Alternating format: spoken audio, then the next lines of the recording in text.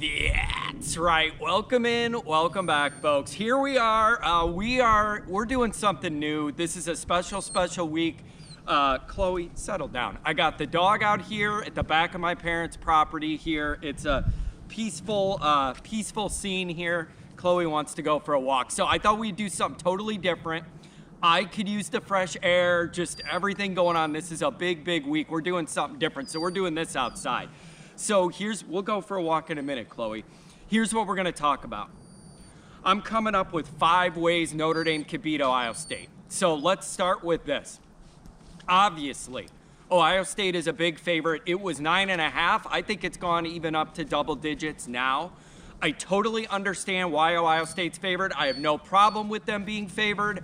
I totally understand all the reasons why. They're healthier. They have the best roster money could buy. They've dominated the playoff. I get it all. Notre Dame's banged up. I get it. I think it all helps Notre Dame. Let all the pressure be on Ryan Day and Ohio State. Go for it. I love it. Underdog narrative. Count Notre Dame out. That's beautiful. I love all that. So let's get into 5 ways Notre Dame can win this game. And I want to, Chloe, we'll go for a walk in a minute. I'm not getting into these position group breakdowns and all that specific. I'm talking about bigger picture stuff, and then we will get into those position group specifics with Goolsby later in the week. Here's number 1. If Notre Dame's going to pull this off, they got to play a clean game. You've got to play a clean game. If you lose the turnover battle or you're playing sloppy football, loose football, not tackling well, missing opportunities, you're not going to beat a roster this talented. Let's be very clear. If both these teams play a really good game, Ohio State should win it because they're healthier and they have more top-line talent on both sides of the ball, in my opinion. So for Notre Dame to have a shot, number 1, you got to play a pretty clean football game. Chloe, hang in there. We'll go for a walk in a minute. Hang in there. So that's number 1. You got to play a clean, tight game. Notre Dame had the flu. They had the short turnaround from Georgia to Penn State. Now you have time to rest up, gear up, and get ready for this in a different way. I expect Notre Dame to start out this game a lot sharper than they did against Penn State.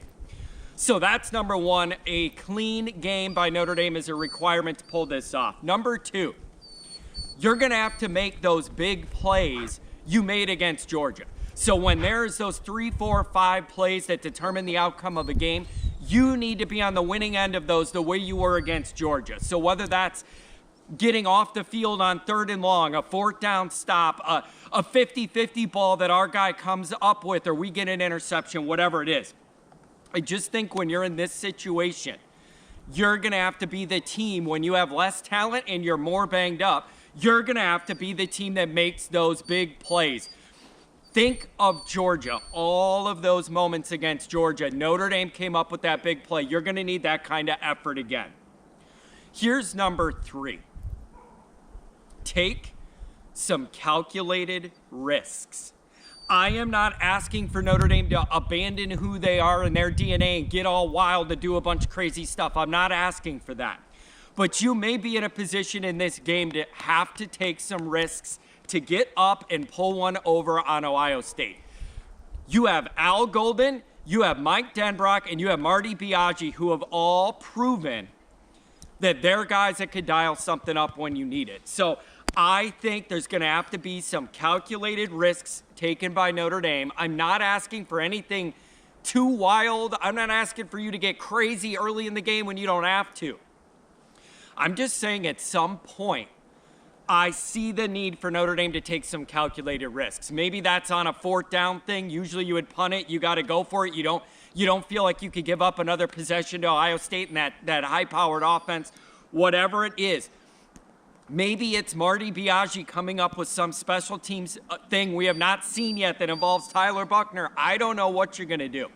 But I just think this may be a scenario where you may have to take some calculated risks, and I'm fine with that. Here's the thing with that, you guys.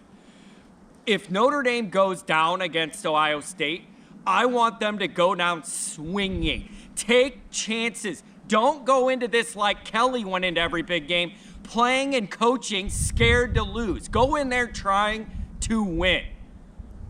I don't want to see. Now's not the time to turn it into the old days where you play scared, you coach scared, the game plan's timid. This is not how this team under Freeman is built.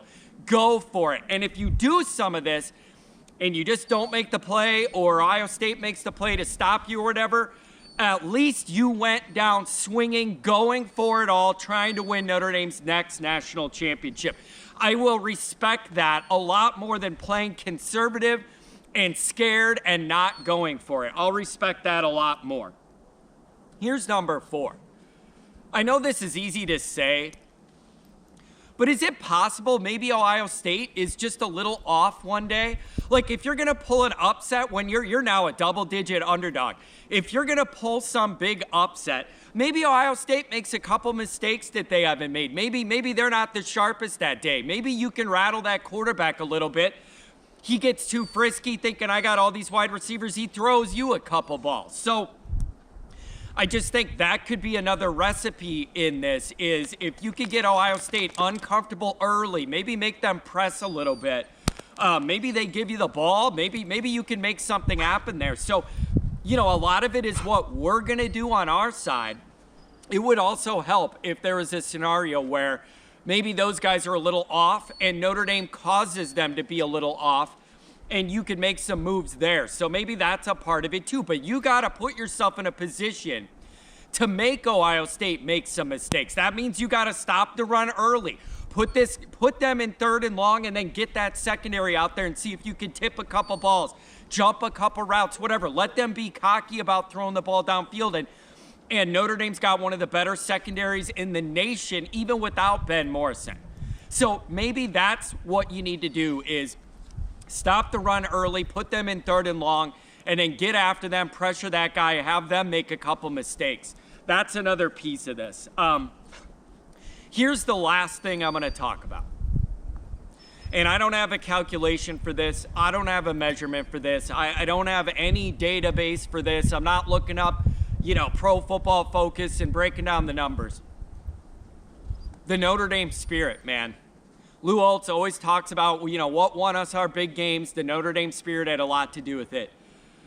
The narrative here is written up until the last chapter, with the whole Freeman being a all Big Ten linebacker for Ohio State, totally understanding the Ohio State way of life, the way the fan is, the expectations there, how special that program is. Nobody understands that more than Marcus Freeman in this moment. To go from that to being the coach at Notre Dame and having his first game ever be at the Horseshoe with a brand new quarterback in his first game, you hung in there, but you weren't able to win that one. Then you have the 2023 Ohio State game, which was an absolute nightmare at the end, offensively, defensively, coaching-wise. Mistakes were made at the end of that game. Notre Dame should have won against Ohio State at our place. Mistakes were made from our end that cost us that game. All of us still feel the pain from that moment. It is not gone away or minimized. We all feel that pain. Then you have the embarrassment of the Northern Illinois situation and the national beating Notre Dame took. Notre Dame hasn't lost since. They have the longest winning streak in the country by far. Sit down, girl. We'll go for a walk in a minute. We'll look for some deer back here. Maybe a Bigfoot, some deer, coyotes, who knows what's back here. So for Marcus Freeman going through all of those troubles and stresses to now having the longest winning streak in the country, this exciting playoff run starting with the Indiana game at home, what a special moment. The way you beat Georgia and prove yourself there, and then didn't play good at all for a lot of the game against Penn State, and you found a way to grind it out. There's only one chapter left. There's only one chapter left in this book, and it is Freeman getting ultimate redemption on Ohio State in this moment. Letting Ryan Day have those first 2 in the regular season, and then you get him here with everything on the line for a national championship. Yeah, it's the coaches. Yeah, it's the players.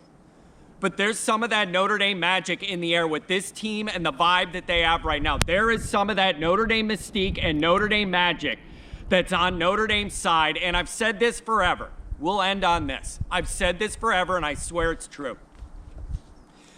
There's always been a little bit of Notre Dame magic in the tank. And I believe that Era and Frank and Rock own some of that magic. I believe they have some of that with their spirit around Notre Dame. And I've said this for years going through the Kelly era, and I mean it from the bottom of my heart. You could say you think I'm crazy. I don't care. I believe it in my soul. For the right team and the right coach that does things the right way, a little bit of that Notre Dame magic will be bestowed upon that group by those people at Notre Dame that made Notre Dame what it is today. But it's got to be the right coach that deserves it and treats people the right way and works hard, and the right group of Notre Dame players that display all of what made Era and Frank and Rock win championships. This team, this staff, and this head coach are displaying all of those characteristics this year. And maybe there's one more little bit of Notre Dame magic left in this moment.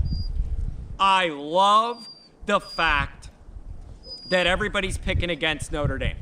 I absolutely love it. It is the perfect narrative to motivate these guys. I absolutely think it's perfect how everybody's rooting against Notre Dame. This morning I woke up and read an article on Yahoo Sports saying, Ohio State, huge favorite over Notre Dame, and the subtitle said, is it a guarantee that Ohio State's gonna run through Notre Dame? I absolutely love it, 100%.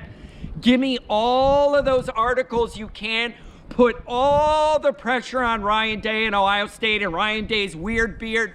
Put all of the pressure on their side. I love it, love it, love it. It's the perfect narrative for Notre Dame. This blend of Notre Dame players and coaches are going to react well to that. They have all year. They've been counted out most of the year. I absolutely love letting all of that pressure be on their side. There is a freedom to being a double-digit underdog in a game like this. It relieves you of a lot of the pressure of the moment when everybody's picking against you and they think you don't belong in the same field or whatever the narrative's gonna come out. I absolutely love it, love it, love it. This is all setting up for Notre Dame, but you gotta do the right things. You gotta do the right things. So, let's recap. You got to play a clean game. You can't afford to be missing opportunities against a roster as talented as Ohio State. You need to be the team that makes those 3, 4, 5 game-changing plays, whatever they are, whatever the situation. You got to make them to beat this team. Take some carefully calculated risks, and if you go down swinging trying to win a championship, I'll admire your balls for at least going for it. And if it hits, you're a legend forever, and Marcus Freeman's got a bronze statue opposite Frank Leahy at the entrance. Okay? Number 4, force Ohio State to make some mistakes on their side and not be as crisp and as tight as they usually are. Put them in some positions where maybe they make a couple mistakes or they have an off day somehow. Something like that would go a long way if they make a couple uncharacteristic mistakes. And then the last thing I'm never counting out is that Notre Dame spirit. That Notre Dame spirit. And the powers that be in my heart and in Notre Dame land, the ghost of Rockne, the ghost of Leahy, the ghost of Era, they got a little magic left, waiting for the right team and coach and staff to let it be bestowed upon.